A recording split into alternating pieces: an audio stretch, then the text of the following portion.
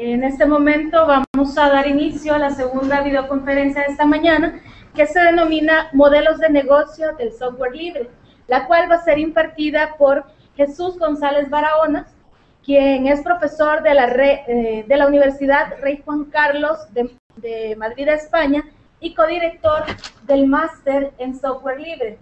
Él mantiene líneas de investigación en el campo de la ingeniería de software en el grupo de investigación LibreSoft. Él comenzó a trabajar en el software libre desde el año 1991 y desde entonces ha realizado diversas actividades en el área, tales como organización de seminarios, realización de cursos, participación en varios eventos de trabajo sobre software libre. Además, colabora con proyectos y asociaciones de software libre, asesora a empresas y administraciones públicas en las estrategias relacionadas con el tema. Así que lo vamos a dejar en este momento con Jesús y bueno, atentos y atentas a la ponencia. Y además recordarles que si tienen alguna pregunta la pueden hacer en cualquier momento de la videoconferencia y nada más pedirles que se acerquen aquí. Bueno, pues primero de todo muchas gracias por la invitación y la oportunidad de hablar con todos vosotros. Siento no poder estar ahí, pero a ver si al menos podemos comunicarnos, aunque sea en la distancia. Como ya he comentado antes a la organización, aunque estemos separados, podéis interrumpirme cuando queráis para hacer preguntas o cualquier otro comentario que os parezca. Lo que voy a tratar de hablar es, de vez en cuando voy poniendo las transparencias, luego las he pasado también por correo electrónico para que las tengáis todos. Como os decía, de lo que voy a comentar durante esta presentación es sobre los modelos de negocio que hay alrededor del software libre, porque cuando mucha gente se aproxima al software libre por primera vez, bueno, tiene un poco la impresión de que podría estar bien como una forma de compartir el código o como una forma de colaborar con la comunidad, pero no siempre se percibe que también el software libre puede ser perfectamente una forma de tener un modo de vida, de hacer negocio en general. Pero antes de empezar con eso, querría muy rápidamente visitar el tema de qué es el software libre. Imagino que muchos de vosotros, o quizás todos, ya lo sabéis, y sé que hay después alguna charla al respecto, pero siempre me gusta ponerlo un poco en contexto para asegurarme de que todo el mundo que va a seguir el resto de la charla, pues está también al tanto y sabe qué es el software libre. Hay tres grandes libertades. Probablemente os la contarán en otro momento de otras maneras, pero yo creo que esto lo captura también bastante bien. Desde mi punto de vista son como tres grandes libertades y que son en realidad posibilidades que tiene la gente que recibe el software. Entonces, lo primero que conviene entender del software libre es que es fundamentalmente un concepto legal. Indica qué es lo que puedes hacer con el producto que estás recibiendo, con el software en este caso. Y por eso viene en muchos casos plasmado en la licencia, ¿no? Y estas cosas que puedes hacer también es conveniente entender que son cosas que puedes hacer, no estás obligado a ello si no quieres. Tú puedes usar el programa como mejor te parezca, pero por supuesto si quieres no lo usas, aunque eso pueda parecer un poco estúpido, pero desde luego también puedes redistribuirlo y luego puede haber gente que no esté interesada en redistribuirlo. Bueno, pues no tienes ninguna obligación. Si tú, por ejemplo, estás usando software libre dentro de una empresa, por el motivo que sea no quieres compartir el software que tú estás usando, no tienes ninguna obligación de hacerlo. Pero si quieres, el software libre, sus libertades, te garantizan que sí vas a poder.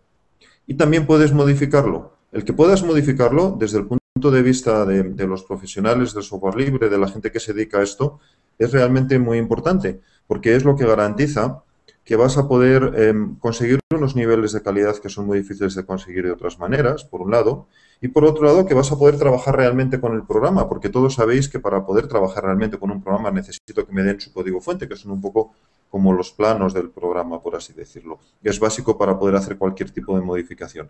Y si yo puedo hacer modificación, de repente yo tengo una capacidad de control sobre el programa muchísimo mayor que si solo me lo permiten ejecutar, si solo me dan el código binario.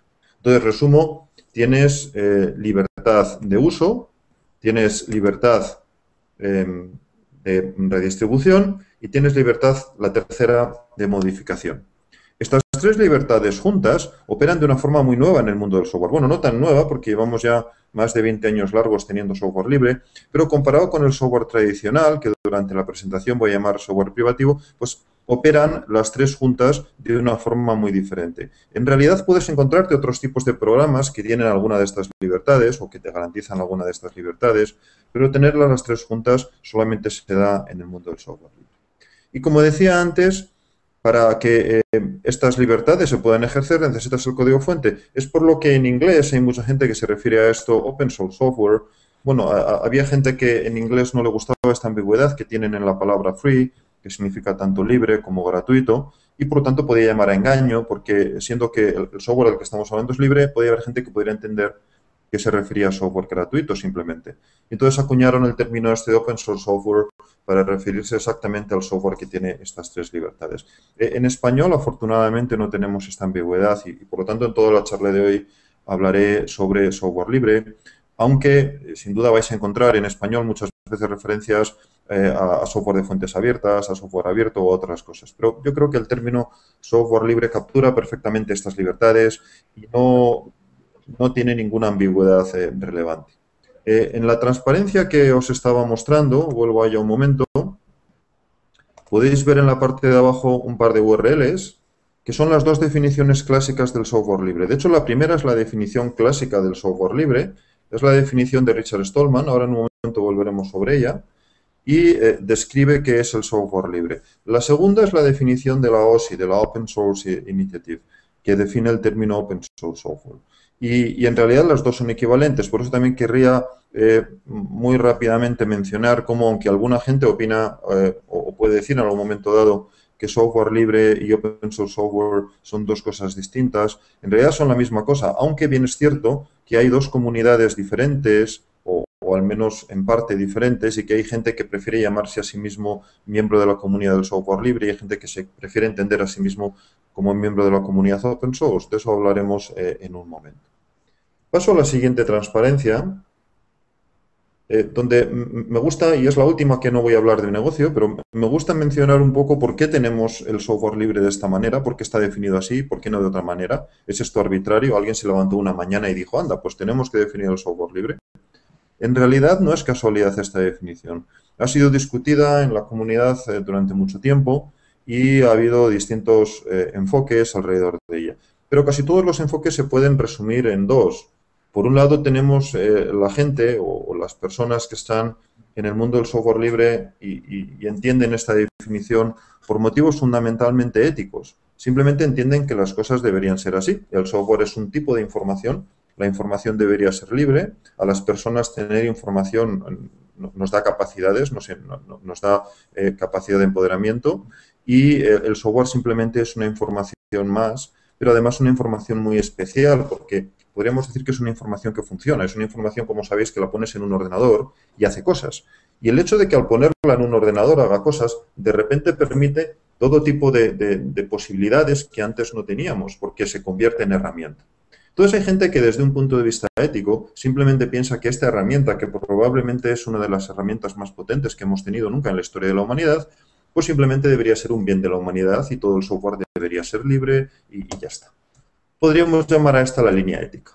Luego hay otra línea, yo creo que casi completamente separada, de personas que piensan desde un punto de vista mucho más práctico, de hecho fundamentalmente práctico. Y lo que piensan es simplemente que las cosas funcionan mejor cuando estás hablando de software libre, que el desarrollo es más eficiente, que consigues mejores niveles de calidad, que consigues que el software llegue a más gente, digamos, de una forma eficiente en cuanto a eficiencia de mercado se pueda entender. Podríamos llamar, repito, a estos motivos los motivos prácticos. Daros cuenta que aquí no estamos hablando de ética, sino más bien de negocio, de economía, de práctica. De hecho, durante la presentación de hoy es fundamentalmente de lo que voy a hablar.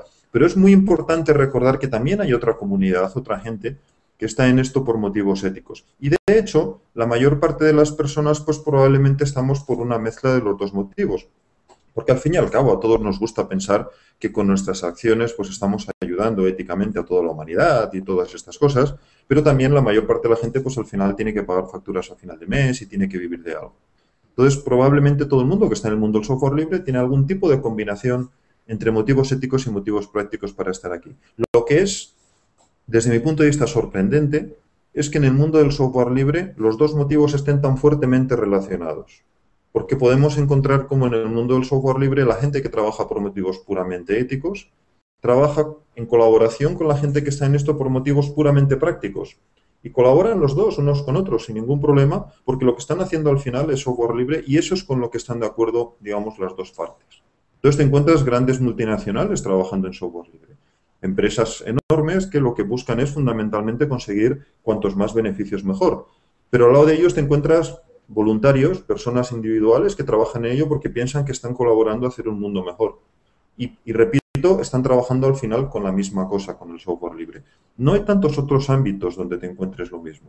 Es muy difícil encontrar una industria donde haya grandes empresas trabajando con voluntarios y al final todos colaborando unos con otros sin demasiados problemas. En el mundo del software libre sí ocurre. Más adelante veremos algún ejemplo. Pero en realidad pensad en casi cualquier comunidad de software libre que queráis.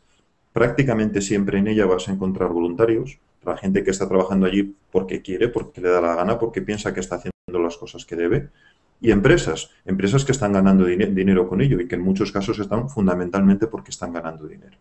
Y repito, todos ellos hacen al final el mismo programa, todos se benefician del trabajo de los demás. Sin duda ha habido grandes discusiones a lo largo de la historia del software libre, como os decía antes, sobre esta definición. Y costó encontrar un cierto consenso. De hecho, a estas alturas aún hay gente que no se ha dado cuenta de lo que ha costado encontrar este consenso, pero si estudias un poco la historia del software libre, te das cuenta cómo las primeras formulaciones de software libre del término vienen de la Free Software Foundation allá por los años 80 y tantos, Richard Stallman y otras personas que colaboraban con él, que escribieron esta referencia que os he comentado antes, y que definen el software libre desde su punto de vista. Curiosamente, esa definición fue tomada unos años más tarde por Debian. Debian fue una de las primeras distribuciones de Linux o de distribuciones de software basados en el kernel Linux, que en aquella época, estoy hablando ahora de principios de los 90, unos 10 años más tarde, estaba buscando cómo definir el software que incluía dentro de la distribución, porque ellos querían distribuir solamente software libre. Pero necesitaban una definición, necesitaban decir esto es software libre, esto no lo es. Y la definición de Richard Stallman no les acababa de gustar porque aunque estaba muy bien y estaban de acuerdo con ella, es una definición, si la leéis, veréis un tanto filosófica. Es muy difícil a partir de ella decir con exactitud este programa es libre, este no lo es. Y entonces ellos hicieron una definición que consideraron que era equivalente, pero que estaba escrita desde el punto de vista de qué características tiene que tener el software para ser libre. Y vinieron con una lista de características. Y esa lista de características es lo que llamaron las guías de Debian de qué es software libre, que es parte de la constitución de Debian. Es muy interesante, yo creo, también lo podéis mirar en Internet. Y resulta que unos años más tarde, ahora ya estoy hablando de finales de los 90, entonces recordar, definición de Richard Stallman, estoy hablando de principios de los 80, definición de Debian, estoy hablando de principios mediados de los 90, a finales de los 90 estoy hablando de la definición de Open Source Software. Cuando se acuñó el término de Open Source Software fue porque hubo una gente que estaba en el mundo de los negocios y que quería empezar a introducir el software libre ahí. Era la época en la que Netscape dominaba el mercado de navegadores. Quizás algunos sepáis de esa época de la historia, hace ya más de 15 años. En ese momento, por motivos varios, que ahora no voy a poder entrar en ellos, bueno, Netscape estaba buscando modelos nuevos para su navegador y decidió liberarlo como un programa libre. Y la gente que estaba aconsejándoles, que estaba trabajando con ellos en esto, no acababan de encontrar el término free software en inglés como un término adecuado, porque esta indefinición que comentaba antes de la palabra free llamaba que mucha gente pensara, bueno, el software es gratis, ya está, esto no es nuevo, simplemente software gratuito. Porque software gratuito ha habido siempre. Entonces ellos dijeron, no tenemos que acuñar un nuevo nombre que capture justamente lo que es el software libre, pero llamándolo de otra manera, para que el término sea empresarialmente más atractivo. Y acuñaron el término Open Source Software. Y al acuñarlo tuvieron que buscarle también una definición. Y curiosamente la persona que hizo la definición es la misma persona que había hecho la primera versión de la definición de Debian. Por lo tanto, cogió el mismo trabajo. Y nos hemos encontrado entonces que la definición de Open Source de la OSI, que es la definición estándar de Open Source Software, es la misma definición de Debian prácticamente. Os aconsejo que las leáis una al lado de la otra y veréis cómo donde en una pone Free Software, en la otra pone Open Source Software. Y son básicamente iguales. Y curiosamente también, como os decía, la de Debian está hecha de forma que fuera equivalente a la de Richard Stallman de primeros de los 80. No os quiero aburrir más con todo esto. Pero el resultado neto es, cuando hablemos de todo esto, free software, open source software, estemos hablando de motivos éticos o estamos hablando de motivos prácticos para el mundo de la empresa, por así decirlo, estamos hablando en realidad de la misma cosa. Por supuesto, cada uno está en esto por un motivo distinto, como os decía antes. Y es conveniente también no confundirse. Hay gente que se considera de la Free Software Community, de la comunidad del software libre, que está fundamentalmente en el mundo del software libre por motivos éticos y que se sienten muy orgullosos de ello. Y luego hay gente que está en el mundo de la empresa, que ellos piensan que trabajan con open source software, que están en ello porque consideran que profesionalmente les interesa o porque les interesa para su empresa y que no quieren más discusiones que las discusiones de negocio. Todo esto hay que conocerlo y hay que respetarlo porque esta es una comunidad muy diversa. Pero luego tenemos, como decía antes, mucha gente que está en una mezcla de todas estas cosas y lo que es notable es que al final el software que están produciendo todos ellos es el mismo. Por eso, repito una vez más, en el resto de la presentación voy a hablar de software libre y, por lo tanto, de modelos de negocio de software libre. Entonces, voy a hacer mucho énfasis en los aspectos prácticos, pero quiero recordar ya por última vez que los motivos éticos, los aspectos éticos del software libre son también muy importantes. Querría daros la oportunidad de hacer algún comentario o alguna pregunta, si tenéis ganas, porque ahora ya vamos a entrar más de lleno en el motivo de la presentación de hoy. Y así yo descanso un poco la garganta. ¿Te anima alguien?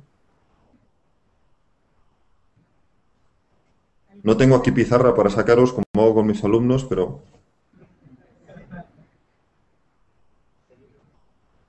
Sí, entonces continuamos. Muy bien, pues entonces continúo, venga. A ver si la próxima vez que haga una pausa, alguien tiene preparada o bien una pregunta o bien un comentario. Bien, vamos allá entonces. Continuamos con las transparencias. Bien, lo primero que conviene entender es que estamos todos muy acostumbrados a que el software sea o se comercialice como un producto. Es una de las formas más habituales de comercializar el software, aunque no es la única. Y de hecho, ni siquiera es probablemente la principal. Luego hablaremos un momento de ello, aunque sin duda es muy conocida y es la que uno de alguna manera tiene en la cabeza cuando piensa en cómo se comercializa el software. Y es, repito, la idea de que el software es un producto y se comercializa como un producto, pues como un libro o como una barra de jabón o como un coche. La idea es, de todas formas, un poco peculiar porque en realidad el software no es un producto. Como os decía antes, el software es información y la información es otra cosa muy diferente de los productos. Está compuesto, como todos sabéis, de bits y no de átomos y los bits tienen unas reglas muy diferentes. Por ejemplo, los bits se pueden copiar sin ningún coste o los bits los podemos trasladar a cualquier parte del mundo prácticamente sin coste gracias a Internet. No sabemos hacer eso ni con los coches, ni con las mesas, ni en general con cualquier objeto, con cualquier producto del mundo material. Pero se cogió esta idea, que es muy potente también y está muy metida en todas nuestras cabezas, de bueno, el software es un producto, pues lo comercializamos como un producto. Y para ello hubo que desarrollar todos unos mecanismos económicos y legales que de hecho no existían en los años 60. Pero durante todos los años 70 y 80 se fueron desarrollando. Y el modelo tal como lo conocemos hoy día está basado en lo que se suele llamar la venta de licencias. En realidad no te venden un programa. Cuando tú vas a comprar un programa de software privativo, un programa tradicional, un producto de software, no te venden el programa. Todos sabéis que lo que te venden es una licencia de uso. Y de hecho una licencia no exclusiva de uso, que otra mucha gente puede tener también. Y esa licencia te da derechos limitados sobre el programa. Te permite, por ejemplo, usarlo en un ordenador. Típicamente no puedes usarlo más que en un ordenador. No te da permiso de copia, no puedes copiarlo a otros sitios. No te da permiso de modificación. Mucha gente no lo sabe, pero los programas que compras típicamente no los puedes arreglar si se estropean, aunque supieras. Mucha gente ni siquiera sabrá, ¿no? Pero quien sepa no podría arreglarlos porque está prohibido legalmente en prácticamente todo el mundo. Porque el productor, el autor del programa, te da una licencia que es una licencia solamente de uso. Digamos que este es el modelo entonces tradicional. Cojo un programa, lo desarrollo, vendo licencias de uso. Además, el fabricante típicamente no se responsabiliza porque, en contra también de lo que piensa mucha gente, los programas de ordenador suelen venir siempre con cláusulas de no responsabilidad que vienen a indicar en líneas generales que el fabricante no sabe si eso te va a servir o no para algo. Y entonces dice, bueno, yo te doy este programa tal cual está, si te sirve muy bien, si no te sirve no quiero que me reclames de ninguna manera. Digamos que es el modelo estándar y hay que reconocer que con los programas de ordenador es muy difícil hacer otra cosa porque es tan variado el uso que puedes dar de ellos que es muy difícil garantizar que realmente sirvan para algo. Eso también hace una cosa que en el mundo de la informática es muy peculiar, pero que nos hemos acostumbrado tanto a ello que no nos damos cuenta. Y es que el producto se diseña para las necesidades habituales, entre comillas, sean cuales sean esas las necesidades habituales. ¿Qué quiere decir eso? Pues que tenemos un procesador de textos, por ejemplo, que se usa en todo el mundo, desde Corea hasta El Salvador, hasta España, hasta Rusia o hasta Tanganica. Pero realmente las necesidades habituales son las necesidades de cada uno de nosotros. Porque no hay que olvidar que estamos hablando de software y el software es una cosa muy flexible. Todos los que hayáis estudiado algo sobre programas, sabéis que un programa es una cosa realmente fácil de cambiar. Si tú tienes el código del programa, puedes hacerle modificaciones por aquí o por allá y puede hacer cosas distintas. La modificación más simple probablemente que se te puede ocurrir es que el software hable tu idioma. Imagínate que tienes un software que habla en inglés, tú hablas español, quieres que el software hable en español. No es tan complicado. Si tienes las herramientas adecuadas, probablemente en un día o dos has traducido casi cualquier programa, al menos en lo que tiene que ver con la interfaz de usuario. Sin embargo, a lo mejor al fabricante se le ocurrió que el programa solo está disponible en inglés porque, bueno, él piensa que para quien lo quiera usar, pues que aprenda inglés, ¿no? O piensa simplemente que ese es un mercado natural y no lo traduce a más idiomas. O como decía antes, en el caso de los procesadores de textos que están hechos de una cierta forma, y todos los usuarios tenemos que acostumbrarnos a esa forma. En vez de que a cada usuario pudiéramos tener un tipo de procesador de textos que nos viniera bien o que se nos ocurriera, ¿no? Nos pasa también mucho con los interfaces. La gente ahora discute si Windows 8 tiene tal interfaz de usuario o tal otro, si es agradable o no, si funciona bien en tabletas o funciona bien en ordenadores. En realidad es muy difícil de decir eso porque a cada usuario nos puede interesar una cosa completamente diferente. Fijaros, yo todavía soy de estas personas viejas que le gusta la interfaz de comandos y escribir con el teclado en lugar de coger el ratón para un lado y para otro. Yo prefiero los interfaces de usuarios que me permiten escribir comandos en el teclado. Sé que soy un bicho raro, otra gente prefiere otras cosas, pero por ejemplo ahora hay gente que prefiere interfaces que le funcionen bien en la tableta y le da igual un poco el escritorio, el ordenador de escritorio. Al contrario, también hay gente que sigue trabajando en escritorio o en servidores y quiere otro tipo de interfaces. O simplemente no le gusta desplazar el dedo sobre la pantalla porque se la mancha y querría darle dos toquecitos. ¿Por qué no podemos hacer que cualquier programa funcione como nos dé la gana? Al menos si somos profesionales y lo sabemos cambiar. El modelo de software como producto básicamente invalida eso. Lo que dice es, aquí hay un producto, el fabricante decidió cómo es ese producto y ese es el producto que ustedes tienen ahí. Trabajen ahora con él. Si yo pensé que el producto se puede modificar de tales o cuales formas, está bien, pero si a usted se le ocurre otra manera, no puede utilizarlo. Y repito, estamos hablando de software, que es una cosa que en sí misma, por naturaleza, es lo más fácil de cambiar del mundo. Es muy difícil, repito una vez más, pensar en algo que sea tan fácil de cambiar. Sin embargo, el software como producto nos implica que, bueno, el software es lo que es el producto, no se puede cambiar. Dicho todo esto, es importante entender por qué eso es así. Y es que el beneficio en el mundo del software como producto viene de una relación que es muy interesante y es cuánto me cuesta producir el programa, cuántos ingresos obtengo por el programa. Y la cuestión es que el coste de desarrollo es proporcional puramente a la complejidad del producto. Cuanto más complejo es, típicamente me cuesta más de desarrollar. Y claro, hacer un producto que sea más flexible, que permita más necesidades, siempre es más complejo. Entonces, ¿qué es lo que hacen los fabricantes? Pues diseñar el producto, entre comillas, lo más simple que aceptará el mercado. Eso puede ser muy complejo, ¿eh? A veces tengo productos de software que son complejísimos simplemente porque el fabricante opina que realmente el mercado quiere productos muy complejos. Pero en cualquier caso, el coste va a estar hasta cierto punto en relación con cuánto de complejo sea. Pero una vez que he hecho el desarrollo, ese es el coste del producto. A partir de ahí, me va a costar lo mismo hacer una unidad que hacer 1000 millones de unidades. Porque básicamente es copiarlas. Bueno, vale, necesitaría una cierta estructura comercial, quizás por todo el mundo, para poderlo vender, pero no mucho más. En realidad, las empresas de producción de software, de hecho, fuera de sus países de origen, prácticamente solamente tienen estructura comercial, porque en realidad no necesitan mucho más. Tienen ya sus productos que se desarrollan en alguna parte del mundo y en el resto del mundo lo que quieren es fundamentalmente venderlos. ¿Por qué? Porque una vez que está desarrollado el producto, en realidad cuanto más lo venda mejor. Si yo consigo vender 1000 unidades, pues ingreso tanto, pero si consigo vender 1 millón de unidades, simplemente ingreso 1000 veces más. Y el coste de desarrollo fue básicamente el mismo. Por eso es por lo que típicamente tenemos productos de software que se venden masivamente, compiten en el mercado unos con otros y al final acabo teniendo uno o dos que son los que todo el mundo tiene. ¿Por qué? Porque son los que han conseguido vender el número suficiente de unidades como para tener un desarrollo, un coste de desarrollo relativamente grande, que permite que sean lo suficientemente complejos para lo que en realidad necesitan todos los usuarios, ¿no? Pero esta relación entre ingresos y gastos hace que los beneficios de la industria del software como producto, puedan ser realmente muy altos. También muy arriesgados, porque si no llegas al umbral no vas a recuperar inversión. Pero si llegas, puede ser realmente muy alto. Imagínate que tú has hecho un diseño que recuperas inversión vendiendo 1.000.000 de unidades. A partir de ahí, cada unidad que vendas es ingreso directo. Si vendes 10 millones de unidades, tienes 9 millones de licencias, lo que estés vendiendo por cada una de esas licencias, directamente como ingreso, que no tiene un gasto en contrapartida. En otra palabra, es prácticamente beneficio directo. Esta es la economía del software como producto.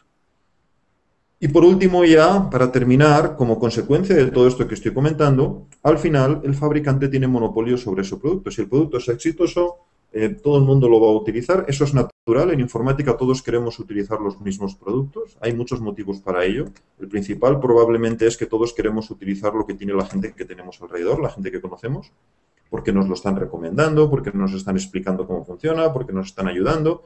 Entonces, al final, en informática se tiende muchísimo al monopolio de producto. Repito, a que la mayoría de la gente quiere usar el mismo producto. De hecho, pensar en cualquier tipo en cualquier nicho de mercado. Todo el mundo sabe cuál es el primer producto. El segundo ya alguna gente lo conoce, el tercero no lo conoce nadie. Pensar, por ejemplo, en bases de datos. Todo el mundo sabe que Oracle es la primera. Si sigues con las de software privativo, mucha gente no sabrá cuál es la segunda y prácticamente nadie cuál es la tercera. Eliges el mercado de sistemas operativos y te pasa lo mismo, o el de procesadores de textos, o el de diseño gráfico. En todos pasa prácticamente igual. Repito, el monopolio de producto, que todos queramos el mismo producto, es bastante natural en la industria del software. Y en el mundo del software como producto, en el mundo del software privativo, eso te garantiza que solamente va a haber un fabricante que va a producir ese producto y por lo tanto vamos a tener un monopolio de fabricante también. Y todos sabemos los problemas que nos causan los monopolios. En economía están bien estudiados. Si tienes un mercado con monopolios, en realidad no tienes mercado. Tienes un actor que fija precios, un actor que fija las características del producto, etc. Y digamos que desde el punto de vista de consumidores, pues no es algo que nos venga muy bien. Entonces, ¿por qué estoy haciendo toda esa introducción tan larga si todavía no he empezado a hablar del software libre? Bien, llegamos ya en la siguiente transparencia. El modelo del software libre es radicalmente distinto. Primero, es muy importante que entiendan que no es posible el modelo de software como producto, al menos tal cual, en el mundo del software libre, porque cualquiera lo puede producir. Cualquiera lo puede redistribuir. Recordad las libertades que hemos hablado antes. Directamente de lo que estábamos viendo antes, es inmediato deducir que, como cualquiera va a poder redistribuir el programa, no voy a poder poner un coste por licencia suficientemente alto. Pensar un poco en cómo funciona la economía. Hay gente que dice que el software libre no se puede vender a tanto por copia. Claro que se puede vender. Tú puedes empezar perfectamente con un programa y decir, mira, este es mi programa, yo te lo vendo, es software libre, pero solamente si tú me lo compras yo te lo voy a dar. Tú puedes hacerlo perfectamente, tú eres el autor, con tu programa tú haces lo que quieres. Y además, mira, puedes decir, solamente te lo voy a vender, solamente te lo voy a dar si me das 1.000.000 de euros. O $1.000.000, lo que queráis. Y perfectamente puede ocurrir. Y a lo mejor hay alguien interesado en comprártelo porque dice, el software es tan bueno, tan bueno, tan bueno que quiero realmente pagar ese 1.000.000 de euros. Bien, yo te lo doy, tú me lo compras, estupendo, pero yo no voy a vender más que una copia. ¿Por qué? Porque esa persona es muy probable que diga, hombre, he pagado 1.000.000 de euros por este programa, pero si yo ahora consigo vender 10 copias del programa a 100.000 euros cada una, pues ya recupero toda mi inversión. Y además a 100.000 euros lo va a comprar mucha gente seguro, porque el programa es muy bueno. Yo me atreví a pagar 1.000.000 porque realmente el programa lo merecía. Por lo tanto, voy a ponerme ahora a vender el programa. Claro, en cuanto he vendido 10, ya he recuperado la inversión y seguiré tratando de vender. Pero todos los que compraron el programa de mí tienen otra vez el mismo problema y van a hacer algo parecido. Y van a decir, hombre, si yo vendo a 10.000 lo que me costó a 100.000, pues en cuanto haya vendido 10 copias, ya he recuperado inversión. Y recordad, es muy importante que recordéis que lo pueden hacer porque el software libre les garantiza que eso se puede hacer, porque tú puedes redistribuir el programa como quieras. Así sigues, ¿hasta qué precio? Hasta el precio que se llama el coste marginal de copia. Llegas hasta Vas bajando 10.000 euros, 1.000 euros, 100 euros, hasta que alguien dice, hombre, yo por eso te pago solamente lo que me cuesta copiar. Y en realidad eso es lo que acaban costando prácticamente todos los programas libres. En algunos sitios encuentras programas libres un poco más caros. Por ejemplo, allá no sé, pero en España puedes encontrar distribuciones de Linux en los grandes almacenes y te cuestan a lo mejor 50 o 60 euros y hay gente que los paga. Pero es porque vienen en una cajita con unos manuales, con una marca y a lo mejor la gente lo quiere regalar y claro, regalar algo que te has descargado gratis de internet pues no es lo mismo, ¿no? Pero digamos que por encima de 50 o 60 euros no vas a vender una distribución de Linux, al menos no en España. Quizás en otros países más caro o más barato dependiendo del entorno. Y lo normal es que te salga gratis porque te la descargas directamente de internet.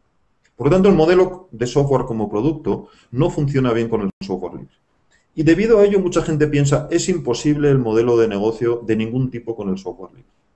Entonces, antes de continuar y explicar el modelo del software como servicio, es muy importante que os deis cuenta de que el negocio con el software libre está ocurriendo ya, lleva más de 10 años ocurriendo. Hay empresas que están ganando muchísimo dinero con el software libre. Quien esté interesado, por favor, mirad los beneficios que tuvo Red Hat en el último trimestre. Es empresa que cotiza en bolsa, los publica, puedes mirarlos en internet. Y probablemente te asombrarás. Y Red Hat es solamente una entre montones de empresas que están ganando dinero con software libre, que están pagando nóminas a sus empleados y que están desarrollando todo un ecosistema económico alrededor del software libre. Por lo tanto, la primera cosa que tienes que tener en cuenta ¿es posible hacer un negocio con el software libre? Seguro, porque hay mucha gente haciéndolo. Entonces, no es posible, no tiene sentido decir con el software libre no se puede vivir, no se puede hacer negocio. Puede que no sepamos hacerlo y puede que alguien se meta a ello y no le salga bien. Pero hay que reconocer que hay mucha gente haciéndolo, que hay muchas empresas en este mundo. Eso es lo primero, porque una vez que te has dado cuenta de ello, la pregunta ya pasa de ser ¿se puede hacer negocio con el software libre? Que es la primera pregunta que tiene mucha gente. Pasa a ser ¿cómo se hace negocio con el software libre? Que es en realidad la pregunta interesante. Porque no es tan fácil a primera vista darse cuenta de dónde puede estar el negocio. Y aquí es donde vuelvo otra vez a la transparencia del software como servicio.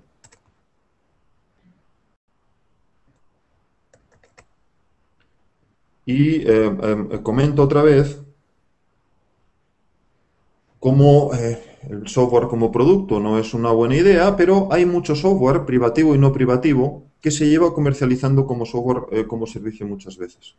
Por ejemplo, todo el software que ahora estáis usando de la nube, del cloud, es software que se comercializa como software de servicio.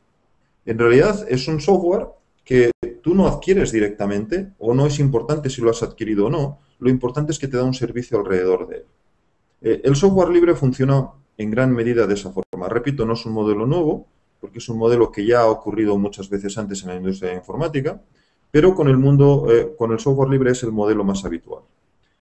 Entonces, el objetivo del software en este caso no es darte un producto y que tú hagas con él lo que sea, sino es satisfacerte una necesidad.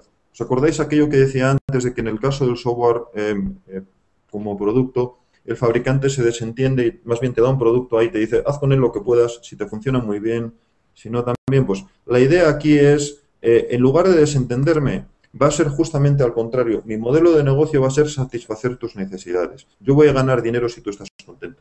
O yo voy a ganar dinero si tú ganas dinero en el caso de que tú seas una empresa. Yo te voy a dar un servicio. No te voy a dar un producto y ya te apañes. No te voy a dar un martillo para que claves puntas. Voy a ir yo a clavártelas. Y si te clavo bien las puntas, tú me pagas. Y si no, pues no. Esa es un poco la idea de todos los modelos o de la inmensa mayoría de los modelos de negocio alrededor del software libre. Y repito, son muy habituales en el mundo de la informática también. Antes comentaba el del software como producto, pero también hay software privativo que se comercializa de esta manera. Hay empresas que te dan un cierto servicio basado en el software, pero en realidad solamente cobran si tú estás contento con ese servicio. Entonces, volviendo al caso del software libre, el esquema de costes aquí es diferente, porque a diferencia del caso del software como servicio, como producto, en el caso del software como servicio, si el software es libre, muy probablemente el producto, una vez que está hecho, su coste es prácticamente cero. Cualquiera, como decía antes, lo puede utilizar, puede trabajar con él, puede hacer con él un poco lo que quiera. Por lo tanto, ¿dónde está la economía? Pues la economía es en darte cosas alrededor de él. No el producto tal cual que tú te puedes descargar de internet y trabajar con él, sino a darte cosas alrededor de él. ¿Y qué tipo de cosas te pueden interesar? Pues para empezar, si eres un desarrollador, las cosas que sabe hacer un desarrollador. Si eres un programador, pues sabes hacer modificaciones al producto, sabes hacerle cambios, sabes hacerle adaptaciones, sabes coger un producto genérico y convertirlo en el producto exacto que alguien quiere. Hay gente que está dispuesta a pagar por eso, especialmente si eres una empresa. Imagínate, por ejemplo, que eres una empresa tamaño medio o tamaño grande, que tienes decenas, centenas, quizás miles de empleados, y que utilizas un cierto tipo de programa y que la productividad de esos empleados va a aumentar mucho si el programa funciona exactamente de tal manera. Por ejemplo, porque eso se integra bien con tu sistema de contabilidad, o porque eso se integra bien con tu sistema de fabricación, o con tu sistema de facturación, o cualquier otra cosa. Y lo que quieres es que funcione perfecto y para eso quieres cambios al programa original. Bien, pues hay empresas cuyo modelo de negocio es justamente dar ese servicio. Yo te hago esos cambios y a cambio de ello, pues tú me das dinero, tú me das plata. La idea entonces es, de alguna manera, vinculas los ingresos a servicios alrededor del programa, por ejemplo, a modificaciones alrededor del programa. Pero en realidad todo el mundo del software libre tiene que ver con qué tipo de servicios a ti se te ocurre que la gente puede querer. Cada vez que tú encuentras un nuevo tipo de servicio, encuentras un nuevo modelo de negocio. Por poner solamente un ejemplo que no tiene que ver con el desarrollo. Ahora hay muchas empresas utilizando software libre para dar servicios de nube, servicios de cloud computing.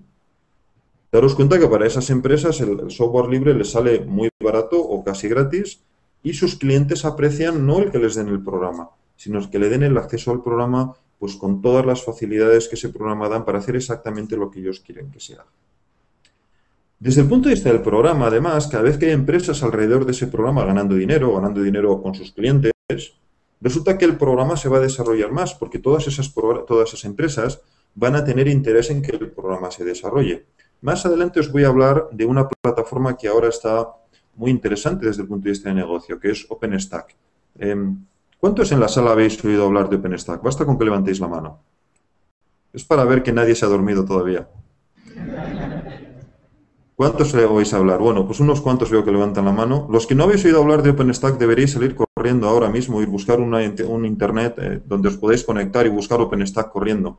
OpenStack va a dar de comer a mucha gente. OpenStack es ahora una de las plataformas más interesantes en el mundo de la computación en nube, de cloud computing, y hay muchas empresas muy grandes detrás de él. Yo estuve ahora recientemente en la reunión de OpenStack y había una sesión entera solamente dedicada a cómo conseguimos contratar gente, porque están buscando gente que sepa de OpenStack en todo el mundo y no encuentran. Repito, es muy interesante, pero no os lo cuento por eso, os lo cuento porque OpenStack es una plataforma libre con la que muchas empresas están ganando dinero, porque lo utilizan para dar sus servicios de computación en nube, de cloud computing. Y todas esas empresas están muy interesadas, naturalmente, en que OpenStack se desarrolle muy rápidamente, sea la mejor plataforma de cloud computing privativa o libre del mundo, porque básicamente toda su estrategia de negocio la están poniendo en ella. Y hay empresas muy grandes, hay empresas tradicionales del software libre, como por ejemplo Red Hat, pero también empresas de la industria de la informática de toda la vida, como IBM o como HP o como Intel, que están trabajando y poniendo muchos recursos detrás de este programa. Es importante darse cuenta que se están poniendo recursos ahí, obviamente es porque ellos esperan sacar beneficio, o quizás ya lo están sacando. ¿Y de dónde lo están sacando? Pues justamente de esta idea de cogemos OpenStack y damos servicios con él. Por lo tanto, repito, la clave en el mundo del software libre, vuelvo por un momento a las transparencias, la clave en el software libre es conseguir encontrar servicios que los clientes puedan demandar, que los clientes estén dispuestos a pagar. Desde ese punto de vista es muy importante, y me vengo por esta parte de aquí de la transparencia, es muy importante darse cuenta que eso quiere decir también que los clientes pasan a controlar los productos. Porque ahora ya no es el productor trata de adivinar qué quieren los clientes, hace el producto estándar y luego los clientes se tienen que adaptar a ese producto estándar. Sino aquí es exactamente al contrario. Lo que tienen que adivinar ahora los fabricantes, las empresas, es qué pueden querer los clientes, por qué cosa me van a querer pagar. Si yo encuentro un servicio por el que los clientes me puedan pagar, yo gano dinero. Por lo tanto, son los clientes en el fondo, que son los que tienen el dinero, los que acaban decidiendo, los que controlan de alguna manera la evolución futura del producto. De hecho, si una empresa no acierta y da, por ejemplo, ahora servicios con OpenStack que a la gente no le interesan, pues otra empresa que sí acierte va a tener la oportunidad de quedarse con el mercado. Y otra cosa muy importante, en este caso vamos a seguir teniendo monopolios de producto. Por ejemplo, es muy posible que con el tiempo OpenStack se convierta en una especie de monopolio de producto, como por ejemplo ya está pasando con Android en el mercado de móviles. Cada vez más gente tiene móviles Android y hoy por hoy es muy posible que Android se acabe convirtiendo en un producto prácticamente monopolista. Sin embargo, eso no supone que haya un monopolio de fabricante. Hay muchas empresas dando servicios alrededor de Android, dando móviles, por ejemplo, con Android, o dando servicios de telecomunicación basados en Android, o haciendo aplicaciones para Android. Y de la misma manera, hay muchas empresas que están dando servicio con OpenStack. Es muy difícil que una sola empresa lo controle y cuando ocurre, en realidad cualquier otra puede de todas formas venir y dar servicio, porque no lo olvidéis, es software libre. Cualquier empresa puede redistribuirlo, cualquier empresa puede modificarlo, no solo su fabricante. No hay ningún impedimento legal.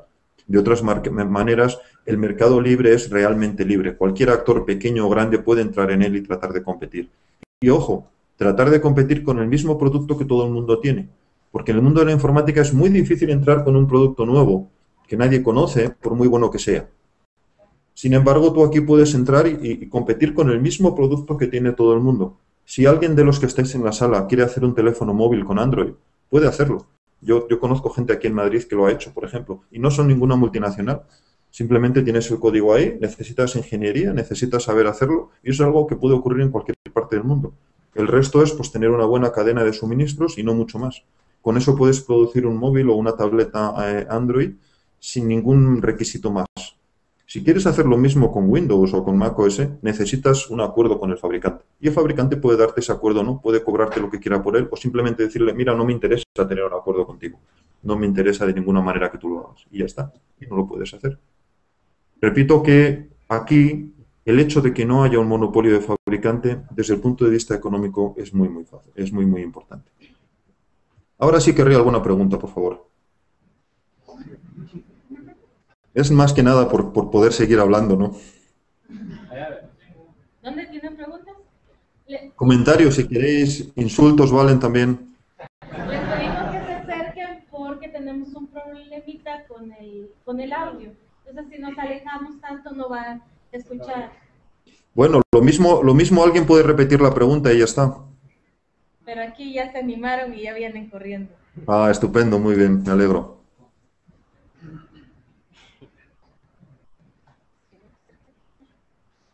Hola, según lo que yo he entendido, el software libre, bueno, en el caso de El Salvador, acá es un concepto nuevo, se basa en prestar servicio basándose en el desarrollo y en la implementación del software para determinado uso. Esa es la pregunta. Mira, en realidad, cualquier negocio basado en software libre se basa en encontrar un nuevo servicio que la gente quiera pagar. Algo que tú como empresa estés dando basado en software libre y que haya clientes que quieran pagar por ello. Si tú eres desarrollador, ¿qué tipo de servicios son esos? Pues típicamente mejoras al programa. Cosas nuevas que vas a poder hacer con el programa. Pero si tú no eres desarrollador, luego dentro de un poquito hablaré de otros tipos de actores como integradores pues puedes querer cualquier cosa que se te pueda ocurrir. Te pongo un ejemplo. Imagínate que tú eres una empresa de informática, no desarrollas software, pero sí tienes gente en tu empresa que sabe mantener muy bien los programas, que entiende el código fuente, puede arreglar un problema de seguridad, por ejemplo, puede garantizar que el programa esté funcionando todos los días, a todas horas. Bueno, pues tú puedes tener una empresa que dé soluciones llave en mano a tus clientes, diciendo, mira, olvídate del programa, yo te lo voy a instalar y te va a funcionar siempre. Te lo voy a actualizar todas las noches con las versiones nuevas, porque esto es software libre y el software libre se actualiza muy a menudo, pero tú no te tienes que preocupar, yo te lo voy a ir actualizando. Cada vez que haya un problema de seguridad, yo te lo voy a actualizar al día siguiente. ¿Sabías que en Linux no hay virus? Porque se está actualizando continuamente. Y entonces no hay ningún problema, yo te lo voy a seguir manteniendo y tú me pagas un tanto al mes. Habrá empresas a las que eso no le interese para nada, porque no quieran gastarse un tanto al mes, pero habrá otras que digan, estupendo, porque mi negocio es, yo qué sé, vender zapatos, yo no quiero preocuparme de la informática. Pero el día que los ordenadores no me funcionan o no me funcionan bien, yo pierdo dinero. Entonces yo quiero pagarte un tanto al mes, no te voy a pagar mucho, pero te voy a pagar una cierta cantidad al mes si tú me garantizas todo esto. Y al final es una cuestión de costes, ¿no? El fabricante, la empresa en este caso, pues tiene que ver si le viene bien hacerlo, si va a haber clientes que quieran pagar tanto por tal servicio. Pero digamos que es negocio como cualquier otro negocio. Tú tienes que ver ya si las cuentas te cuadran. Pero la idea es esa siempre, dar un servicio, no un producto. Dar un servicio que tus clientes demanden, que tus clientes estén interesados en pagar. Y repito, el caso de que tú seas el desarrollador, que tú seas la persona que hace un programa, es uno de los casos posibles. Hoy día, si tú eres un buen desarrollador de software libre, individualmente, me refiero como persona, tu modelo de negocio típicamente es que te contrate una empresa grande. Si hoy día, por ejemplo, estás en la comunidad de OpenStack y empiezas a colaborar como desarrollador voluntario y eres un poquito bueno, en un año o en 6 meses probablemente va a venir uno de los grandes actores de OpenStack y te va a contratar, porque necesitan buenos profesionales de OpenStack y quién mejor que la gente que lo está desarrollando.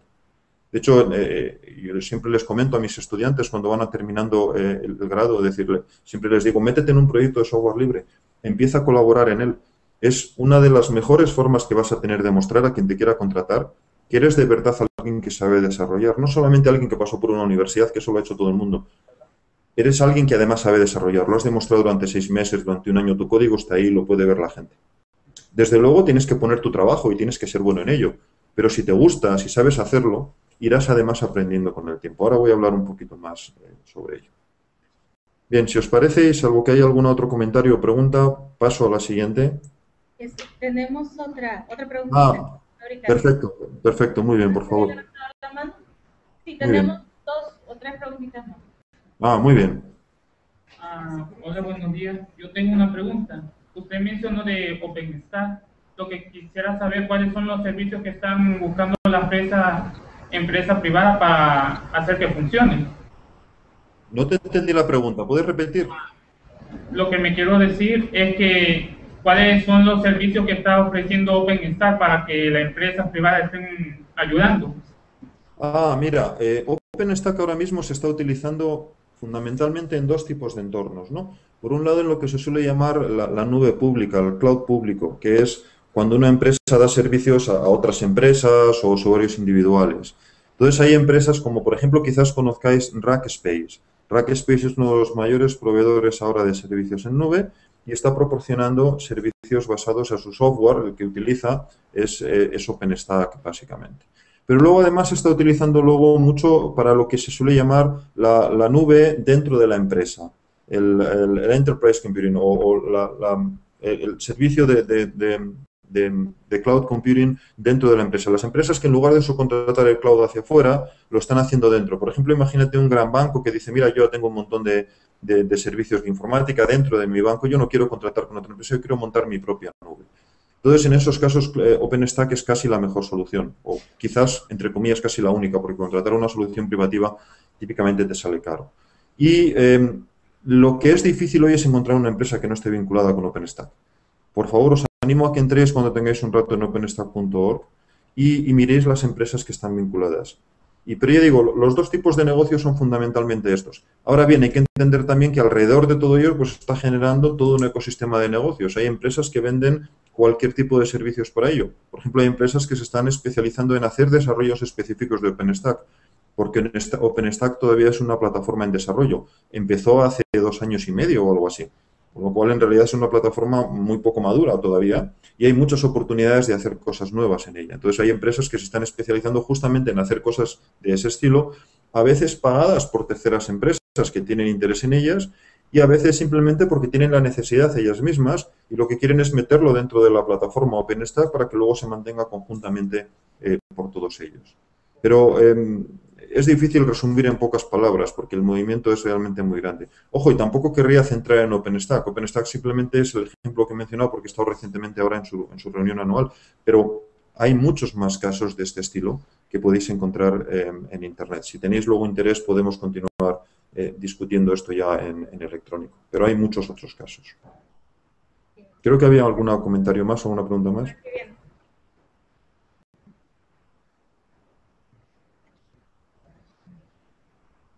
Hola, 2 preguntas básicamente, una especie de comentario. La primera era con relación a la pregunta anterior, ¿verdad? Sobre los servicios que está ofreciendo OpenStack.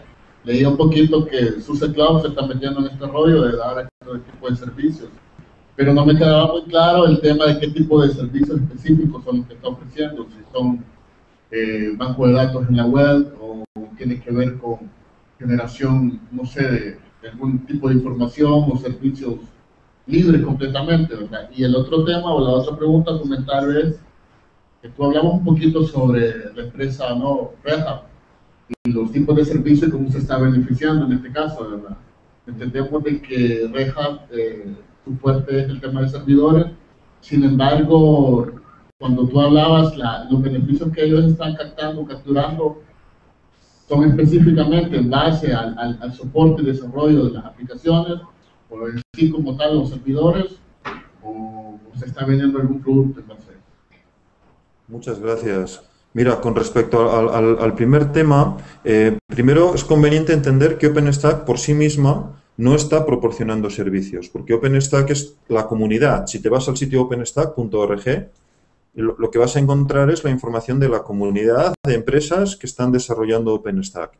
Y su objetivo es desarrollar la plataforma, no vender servicios sobre la plataforma. Quien vende servicios son las empresas que hay alrededor. Y cada empresa está decidiendo qué servicio vende y qué hace con ello, y cada una está haciendo cosas completamente distintas.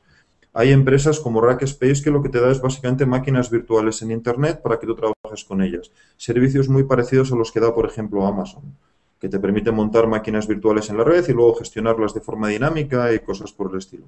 Hay otras empresas que están dando almacenamiento de datos transparente, parecido a Google Drive o cosas por el estilo. Y hay otras que están dando servicios simplemente de computación en nube para terceros. Pero luego hay otras que están montando, por ejemplo, escritorios ligeros con servicios en nube por detrás, para su propia intranet, no para todos el público que quiere adquirirlo, sino para la propia empresa. Pero recordad, son las distintas empresas del ecosistema OpenStack las que están dando estos servicios, no OpenStack por sí mismo. Y lo que es libre es el software. Cada uno de estos servicios puede ser libre o no, puede ser gratuito o no, y en la mayoría de los casos no lo es. Prácticamente todos estos servicios pues tienen un coste, y si tú te vas a Rackspace, pues puedes ver ahí su tarifa de costes de cuánto te cuesta tener una máquina virtual alojada con ellos, etcétera, etcétera. Igual que, por ejemplo, Amazon, que lo hace con una solución privativa, tiene sus tarifas. Lo que es interesante desde el punto de vista que estaba tratando de comentar aquí es cómo la plataforma básica, OpenStack, es software libre y alrededor de ella distintas empresas están haciendo negocio. Pero ojo, si a cualquiera de ustedes dice, pues para mi universidad yo quiero tener una solución de cloud computing para hacer unas prácticas, por ejemplo, se coge OpenStack, lo instala en los ordenadores que tengan ahí disponibles y trabaja con ello exactamente igual, sin tener que pagar ni €1 de licencia, ni $1 de licencia, porque directamente software libre, lo baja, lo descarga, y de hecho puedes montar servicios muy parecidos a los que te encuentras en cualquier empresa que, por ejemplo, te dé, no sé, virtual hosting, por ejemplo. Puedes montar cosas muy, muy parecidas. Con respecto del segundo tema de cómo consigue sus beneficios Red Hat, bueno, es probablemente una charla en sí misma y seguramente tendría que venir Red Hat a darla, y tampoco querría centrarme demasiado en una empresa concreta, ¿no? Pero baste decir que Red Hat ha conseguido sobre todo tener una muy buena imagen de marca. Como muy bien has dicho, su negocio fundamental es el servidor, pero yo más que el servidor diría incluso es el montar servicios dentro de la empresa. Y ha conseguido una imagen de marca muy buena, y a partir de ahí lo que está básicamente es teniendo muchos contratos con empresas de muy diverso tipo. En muchos casos son de mantenimiento de servidores, en otros casos son de mantenimiento de servicios. Por ejemplo, una de las ramas de Red Hat que consigue ingresos es la rama de formación. Lo que hacen es certificar profesionales Red Hat, y se ha convertido, de hecho, esa en una de las principales certificaciones del mundo Linux. Obviamente ellos cobran por ese servicio, cobran por usar su marca y su programa de formación y su programa de exámenes, etcétera, etcétera. Y luego hay muchas empresas que valoran la certificación Red Hat a la hora de contratar, por ejemplo, a una persona. O incluso hay empresas que cuando van a subcontratar con otras piden que tengan certificación Red Hat para sus empleados. Pero si miras un poco en el sitio web de Red Hat, verás que tienen varias ramas de negocio más, que van un poco, pues, casi en todos los sitios donde se te puede ocurrir que se puede vender informática, porque tratan de convertirse, al menos desde mi punto de vista muy humilde, tratan de convertirse en un proveedor integral de servicios. Si miras ya sus cuentas, es más difícil saber dónde están exactamente ganando el dinero. Yo al menos no soy experto ya en entender las cuentas financieras de una empresa, pero aparentemente es justamente en estos servicios genéricos de consultoría para empresas en donde están ganando gran parte de él, pero también en otras ramas, como os decía. Pero como los datos son públicos, sí que os aconsejaría a cualquiera que esté interesado, y a lo mejor incluso algunos sois especialistas en leer un poco los actillos de financieros de la empresa, pues ir y verlo directamente allá. Si os parece, continuamos entonces, o no sé si hay algún comentario, alguna pregunta más. ¿Continuamos un poquito? Sí, si tienen otra preguntita. Muy bien. Pues si os parece, cogemos esta, luego sigo un poquito más y luego ya dejamos un tiempo al final para preguntas. Perfecto. Pues venga, muy bien. Hola, de nuevo. Eso quiere decir de que la comercialización del software libre, en el caso de, ¿cómo se llama?, de El Salvador, pues, podría basarse en el mantenimiento de servidores Linux, tal vez una instalación de un servidor de correos, la instalación de un servidor web, no necesariamente en el desarrollo o en la implementación, sino que también podría irse por, ¿cómo se llama?, el mantenimiento y la configuración del software libre. Perfectamente, perfectamente. O sea, tienes toda la razón y de hecho uno de los negocios más claros hoy día es lo que normalmente se viene a denominar los servicios de integración, que tiene que ver justamente con todo lo que has comentado. Básicamente mantenerme toda una infraestructura de software para terceros. De todas formas, tener en cuenta una cosa también que es importante reconocerla. No siempre somos tan conscientes de lo global que es el mundo hoy día.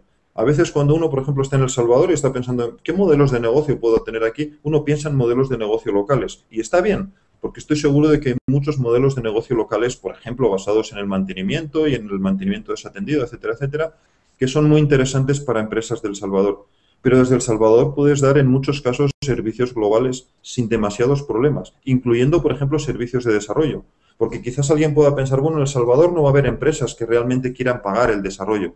Mira, tened en cuenta que, por ejemplo, en España hay empresas de desarrollo de software libre que viven exclusivamente de desarrollar software libre y que no contratan nada en España, porque en España también hay muy poca industria de desarrollo de software. Toda su contratación va a otros países de Europa o Estados Unidos. Simplemente ocurre que en España es más barato desarrollar que en muchas partes de Europa y que desde luego que en California, por ejemplo, que es probablemente el sitio del mundo donde es más caro. Entonces puedes ofrecer ofertas muy competitivas, porque tienes gente que es muy buena, que lleva tiempo trabajando en proyectos de software libre, que son buenos desarrolladores y que van a hacer el trabajo perfectamente bien, igual que cualquier otro de cualquier otra parte del mundo, pero el coste a lo mejor pues, puede ser un poco más bajo. Pero repito, puedes pensar desde los dos puntos de vista. Puedes pensar en global, puedes pensar en local. La limitación fundamental que vas a tener es cuánto de bueno eres y cuánto conocimiento tienes. Y eso sin duda puede ser un limitante muy grande. Pero suponiendo que realmente has conseguido un nivel de calidad suficiente y que tienes un nivel de conocimiento suficiente, empiezas a tener las posibilidades de competir prácticamente de cualquier manera. La clave es, vuelvo a decirlo una vez más, encontrar algo por lo que te quieran pagar. Por ejemplo, estas empresas que os comentaba en España se han dado cuenta de que había empresas que les podían pagar por desarrollar programas libres. Perfecto, adelante. Otros se pueden encontrar, pues en El Salvador hay mucha empresa pequeña y mediana que les encantaría que les dieran negocio de mantenimiento, que les monten un sitio web, que le monten infraestructura de empresa, todo ello basado en software libre. Estupendo, adelante. Es cuestión de ver si realmente hay esa demanda y si esa demanda está dispuesta a pagar los costes que a ti te va a suponer, porque obviamente tú vas a tener tu coste en horas, por lo menos, para poder hacer el servicio. Y de hecho, si os parece, y justamente aprovechando esto, que me ha venido muy bien la pregunta, porque es de lo que iba a continuar hablando a continuación. Entonces, voy a volver un momento al sitio por donde iban las transparencias. Ya no voy a seguir mucho más con ellas. A ver.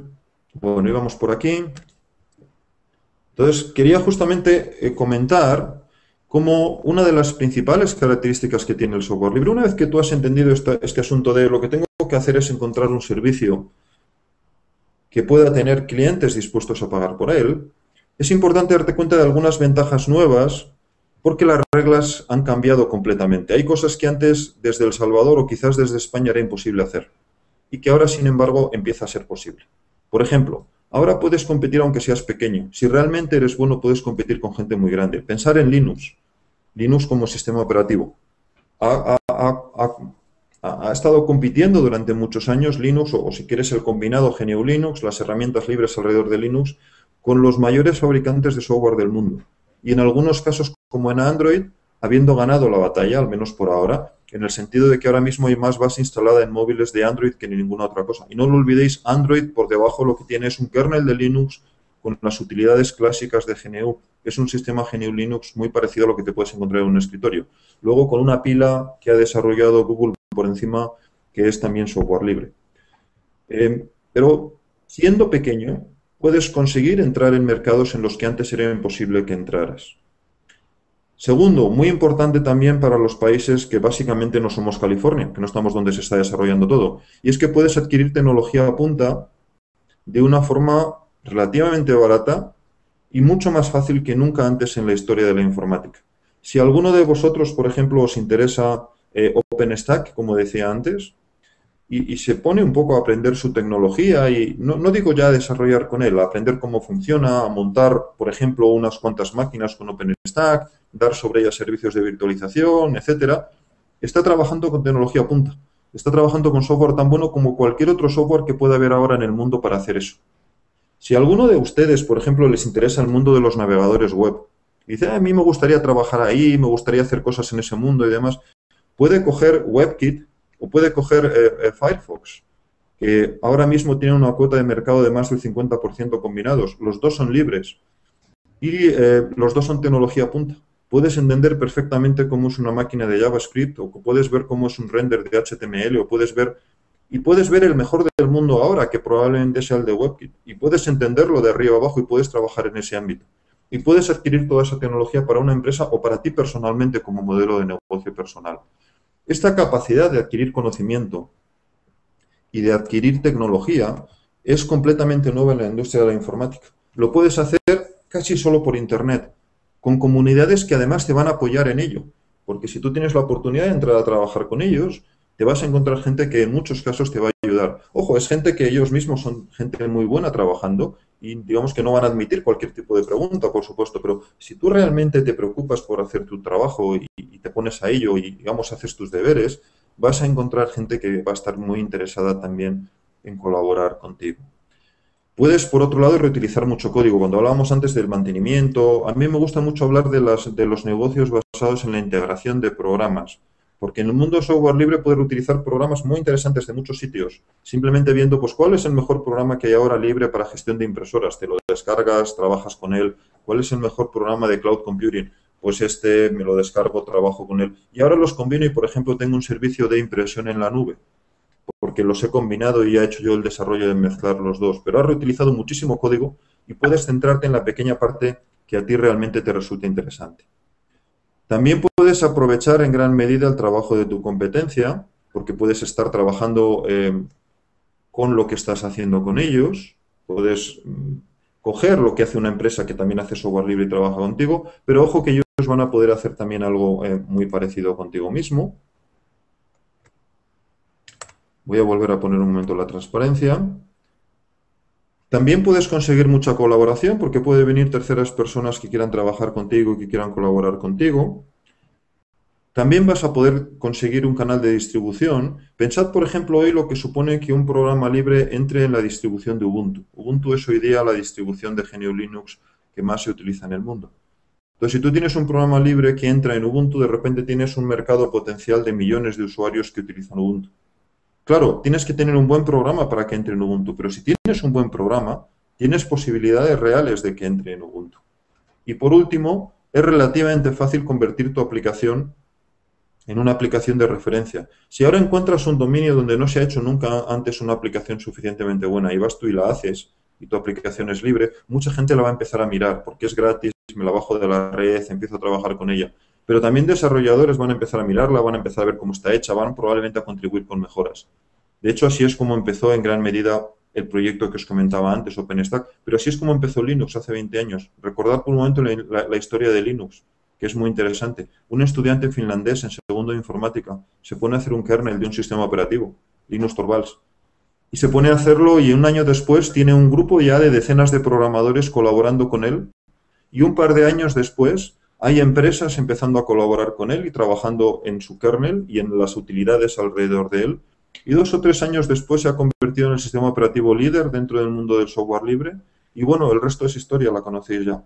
Y lo empezó a hacer un estudiante pues, que tenía tiempo y que sabía hacer cosas cuando estaba estudiando segundo de una carrera de informática. Tampoco era el profesional más experimentado del mundo, desde luego, aunque sin duda era un desarrollador muy bueno. Volviendo entonces un poco a la pregunta casi fundamental, ¿de dónde puede obtener los ingresos una persona que esté desarrollando? Recordar que al final quien tiene fundamentalmente más posibilidades de visibilidad es la persona justamente que está haciendo el programa. Entonces es quien al final puede cuidar la imagen del programa, es quien al final puede cuidar su propia imagen como punto de referencia para ese programa, quien se convierte en el punto más visible. Y como ya he comentado antes, puede realizar desarrollos a medida, puede realizar adaptaciones, puede en general ofrecer cosas nuevas sobre su propio programa y mucha gente estará dispuesto a pagarle a él antes que a nadie más, precisamente porque él es la fuente original del programa. Además va a poder dar soporte, llamémoslo a lo grande, correcciones especiales, corrección de problemas de seguridad, por ejemplo, acceso preferente a nuevas versiones. Pero daros cuenta que cualquiera de estos servicios los puede dar en realidad cualquiera que tenga un conocimiento suficientemente bueno sobre el programa. En el fondo, y desde el punto de vista estrictamente del desarrollador, yo diría que al final la sociedad está dispuesta a pagar por los programas. Lo ha demostrado durante prácticamente 30 años ya. Las empresas están dispuestas a pagar porque mejores programas quiere decir mejor productividad y ellos ganan dinero con eso. Y los individuos estamos dispuestos a pagar porque mejores programas quieren decir pues mejor ocio o mejores posibilidades profesionales. Al final, cualquier de este dinero que alguien esté dispuesto a pagar, necesariamente un desarrollador lo va a recoger, en el mundo del software libre o en cualquier otro mundo. Por lo tanto, el desarrollador, si hace bien su trabajo, típicamente va a tener muchas posibilidades de encontrar modelos de negocio. Pero no es el único, como antes comentaba bien un compañero vuestro ahí. Una de las principales posibilidades hoy día para el negocio del software libre son los integradores. Gente que coge programas libres de diversos tipos y los convierte al final combinándolos en una solución integrada. Es muy importante darse cuenta de que todos los productos libres están a tu disposición. El límite es tu creatividad. Y no te tienes que preocupar de licencias. Vete a Ubuntu, tienes literalmente miles de programas. Vete a GitHub, tienes centenas de miles de programas. Imagínate que trabajas en el mundo de HTML5, por ejemplo, hoy día haciendo aplicaciones web o cosas por el estilo. Tienes literalmente miles de bibliotecas para hacer cosas que te van a permitir hacer aplicaciones muy vistosas con muy poco esfuerzo, comparado con conseguir todos esos programas por la vía, digamos, privativa o desarrollarlos tú mismo. Además, puedes aprender de todos ellos porque puedes estudiar el código y puedes, digamos, coger programas que ya casi te sirven y limarlos un poquito por aquí, darle un par de martillazos por allá, o sea, modificarlos un poco para que realmente te sirvan para hacer lo que tú quieras. Puedes integrar trozos de productos si quieres o puedes hacer productos nuevos enteros. Realmente tienes tantas posibilidades que es difícil resumirlas en unos pocos minutos. Si alguno de vosotros ha estado en el negocio de la integración con software privativo, sabe de lo que estoy hablando. Trabajar en el mundo de la integración con el software privativo es muy difícil. Tienes que pagar licencias a muchos, tienes que tener acuerdos, tienes que ser socio de un montón de empresas y luego al final integrar unos productos con otros siempre es muy complicado porque no están diseñados normalmente para ser integrables. Aquí, sin embargo, todo es transparente, tienes todo el código fuente, puedes elegir lo que quieras, no tienes que centrarte solamente en aquellos con los que tienes un acuerdo, puedes coger lo que te parezca. En otras palabras, puedes construir sobre el trabajo de otros, en igualdad de condiciones con esos otros. O sea, muy parecido a cómo está trabajando el desarrollador original. Pero tienes muchas más posibilidades, está en el mantenimiento y los servicios genéricos. Ahí puedes dar verdadero mantenimiento, no el mantenimiento que da una empresa de software privativo. En el mundo software privativo el mantenimiento que se puede dar es, bueno, que tu programa no se caiga, pero no mucho más. Si tu programa tiene un error, por ejemplo, tú no se lo puedes corregir. Tienes que hablar con el fabricante para que se lo corrija. Aquí puedes ir tú y corregirlo y mucha gente puede estar dispuesto a pagar por ello. Porque, por ejemplo, arreglar un problema de seguridad a una empresa para la que la seguridad es crítica, si se lo arreglas 24 horas antes, están muy dispuestos a pagar por ello, porque están poniendo en riesgo toda su infraestructura por un error que tú podrías, por ejemplo, arreglar. Pero además tienes competencia en el negocio del mantenimiento, lo cual es muy interesante porque va a mejorar en general la calidad de ese negocio, de las empresas que estén trabajando ahí. Los clientes se van a ver beneficiados, pero también las empresas que sean buenas porque se van a poder diferenciar de las malas. Y al final van a quedar empresas que realmente dan calidad, la calidad que los clientes quieren. Además, normalmente el valor añadido de los servicios va a ser mucho más apreciado porque tu cliente va a ver cómo tú le estás dando cosas, no solamente el producto, sino tú estás dando tu trabajo. Y el cliente normalmente aprecia eso y está dispuesto a pagarlo. Sobre todo si tú eres sensible a sus necesidades, a lo que él realmente quiere. Porque ya no le estás tratando de vender un producto que es un producto genérico. Le estás tratando de vender específicamente la solución que tú necesitas. Y si tal producto no te va bien, no te preocupes que te lo cambio, porque hay muchos productos de software libre diferentes y si no sirve uno, pues quizás servirá otro y si no, pues te lo puedo modificar. Por supuesto, para poder hacer todo esto, el conocimiento es muy importante. Tienes que estar muy al tanto de lo que se está haciendo. Y lo digo una vez más, adquirir la tecnología es fácil en el mundo del software libre, pero lo tienes que hacer. Tienes que ser bueno en ello y tienes que ser capaz de hacerlo. Y hay muchos negocios nuevos. Probablemente los mejores negocios están por descubrir, porque el mundo del negocio en el software libre es relativamente reciente, de 10 años para acá. Eso en la mayoría de los ámbitos es poquísimo tiempo. Es muy importante ser creativo. Si tú encuentras una forma nueva de dar un servicio que la gente esté queriendo, como decía antes, es muy posible que vayas a encontrar formas de tener un negocio sustentable. En cualquier caso, mantenimiento y servicios es hoy por hoy el negocio más claro, donde cualquiera que está empezando a pensar cómo gano yo dinero con software libre, empieza a pensar por ahí. Y como hablábamos también hace un momento, es uno de los sitios donde empresas como Red Hat pues tiene gran parte de sus ingresos. Bueno, voy terminando ya para dar tiempo por si hubiera un poquito más de preguntas o de comentarios.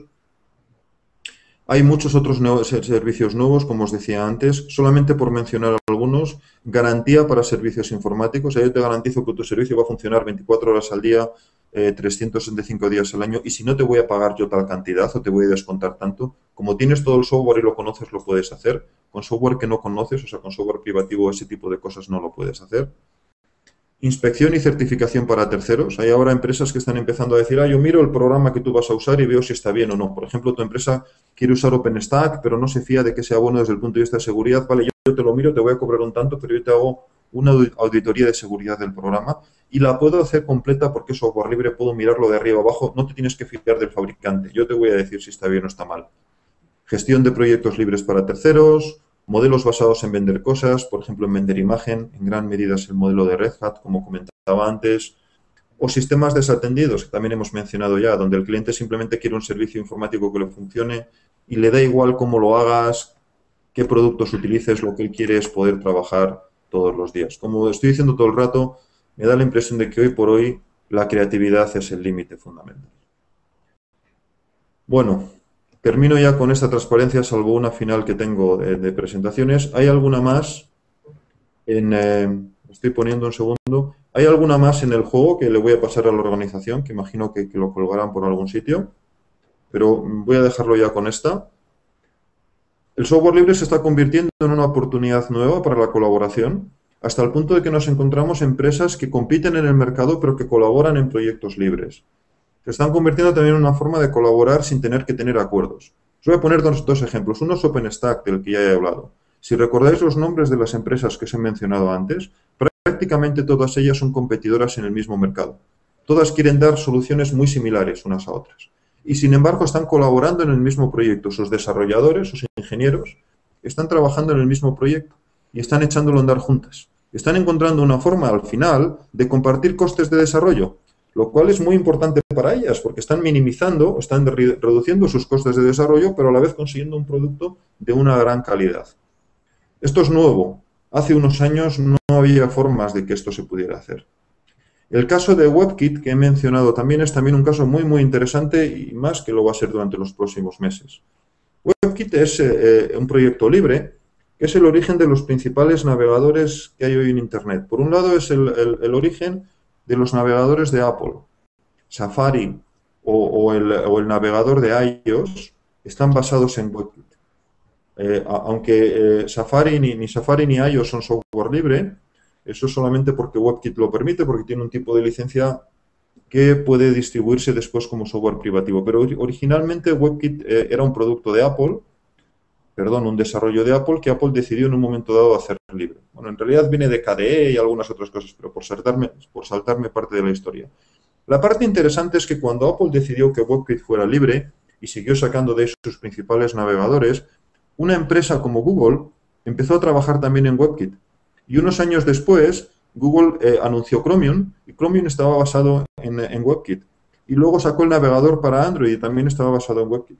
Con lo cual nos encontramos a dos de las empresas que probablemente más están compitiendo en el mercado de la informática, Apple y Google, que están compitiendo en prácticamente todo. Elegir el mercado que queráis y ahí tienes a Google compitiendo con Apple. Y sin embargo estaban desarrollando el mismo navegador juntos. en un producto que era estratégico para ambos. Daros cuenta de lo extraño que eso es. Solamente el software libre, los mecanismos del software libre lo han hecho posible. Pero además alrededor de ellas dos había todo un grupo de empresas muy grande. Está Samsung, está Intel, está un montón de empresas alrededor que tienen interés también y que están también haciendo sus propios navegadores a partir de ahí. Decía que la cosa se está poniendo muy interesante porque hace un par de semanas Google anunció que iba a iniciar su propio proyecto que se llama... que ahora se me ha ido el nombre de cómo se llama.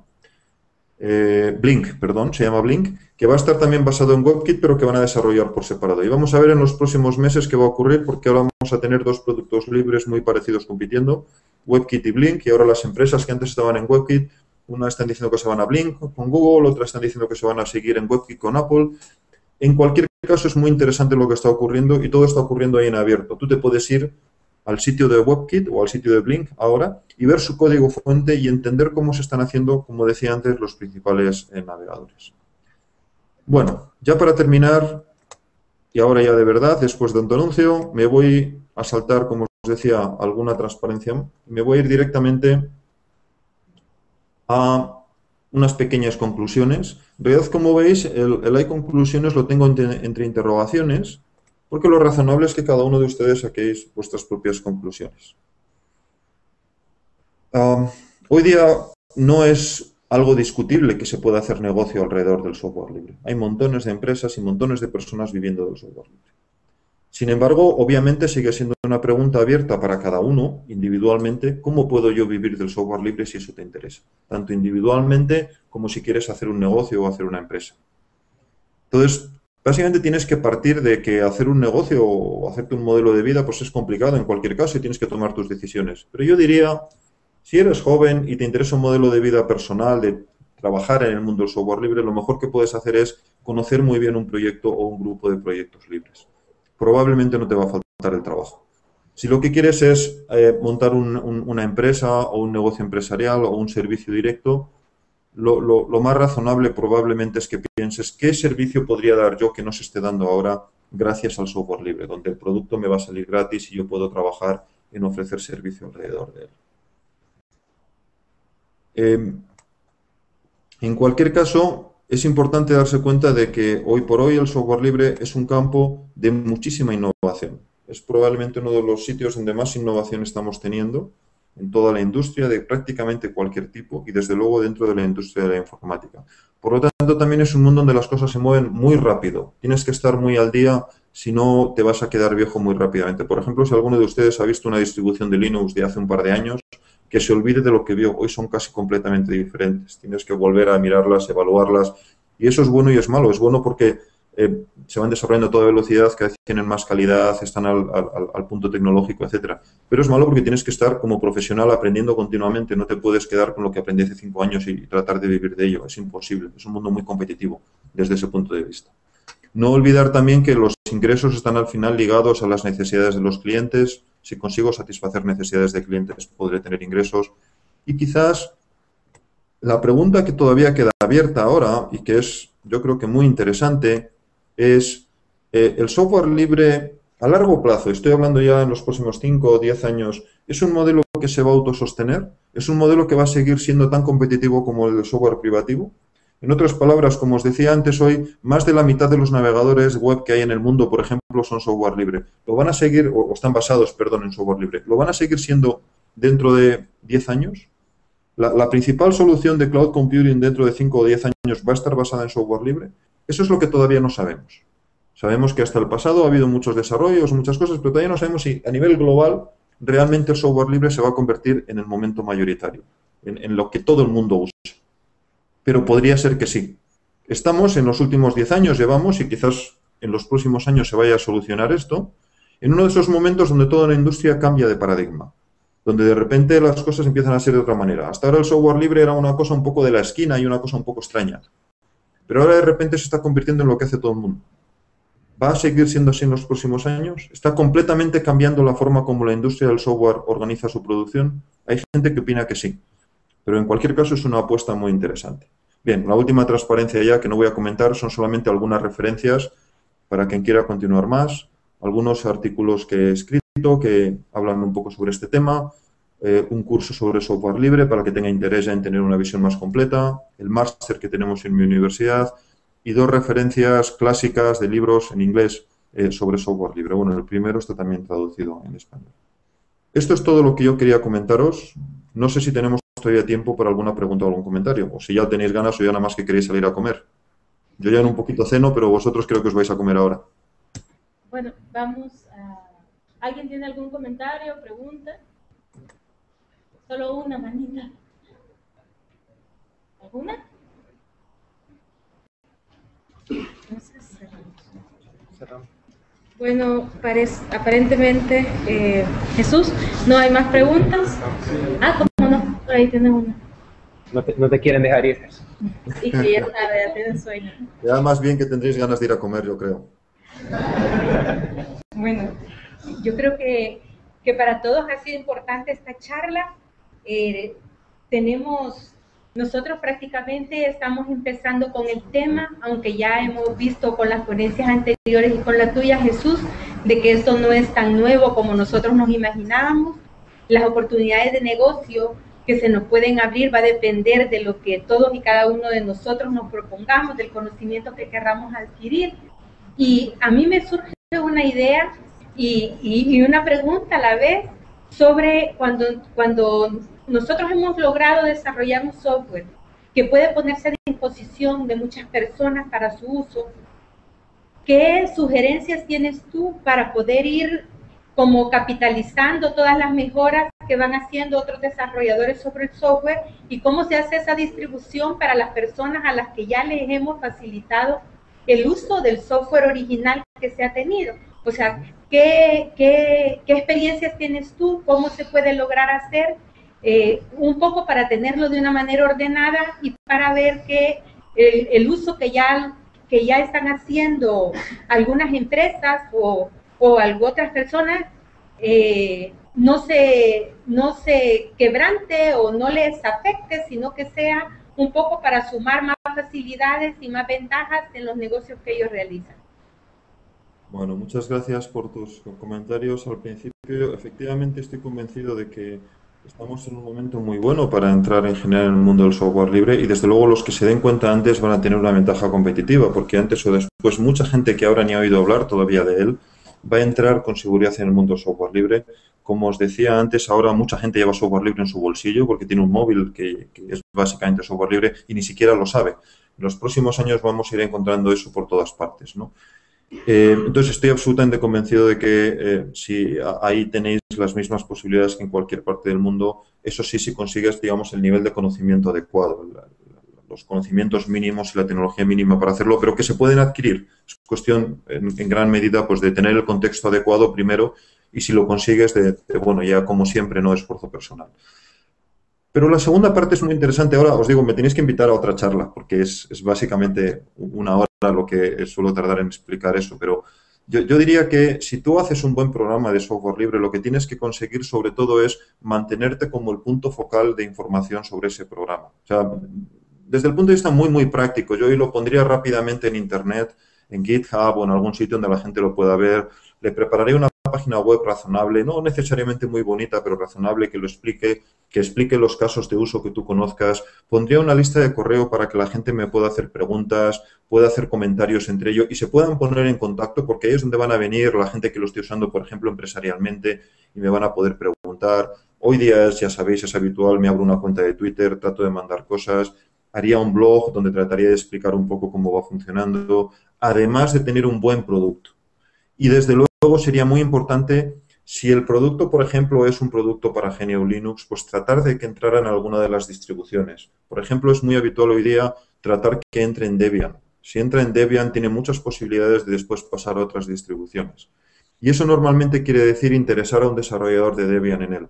Si tú, por ejemplo, vas por ese camino, tu programa va a ser mucho más conocido. Y recordar que en el mundo del software libre, igual que en otros muchos negocios en Internet, hay una relación que se suele llamar la del 1000 a 1 o la del 10.000 a 1, que viene a ser por cada 1000, quizás 10.000 usuarios gratis que no te van a pagar nada, aparece uno que quiere pagar.